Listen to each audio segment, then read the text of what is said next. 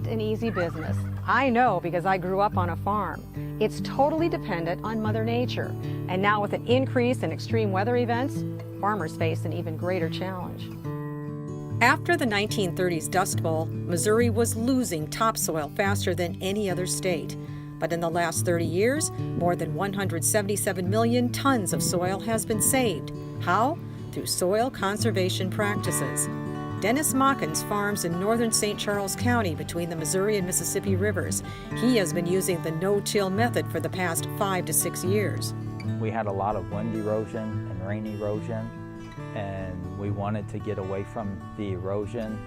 Plus, our crops, we couldn't hardly grow a crop anymore on our sand. So we were thinking about going to center pivot, and a gentleman says, why don't you try cover cropping? And so we did our homework and learned about it, and we started doing it, and we love it. And we'd never go back to moldboard plowing or tilling our soil again. According to a recent study, conservation farming practices can reduce carbon pollution and yield carbon savings. And if more farmers participated, the potential savings could be significant. Here are some of the findings. Using cover crops like ryegrass or clover after the fields are harvested could offset more than the estimated annual carbon pollution from all the cars belonging to residents in St. Louis and Kansas City combined. Switching from conventional to no-till farming would save 6 times the carbon pollution from the energy used by all households in Jefferson City, and that's every year.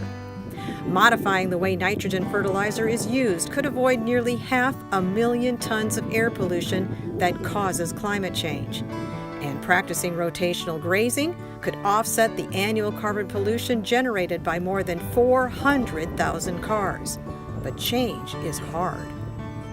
Carbon could actually become a cash crop. Some farmers could be paid to grow carbon because it stays in the soil through conservation practices.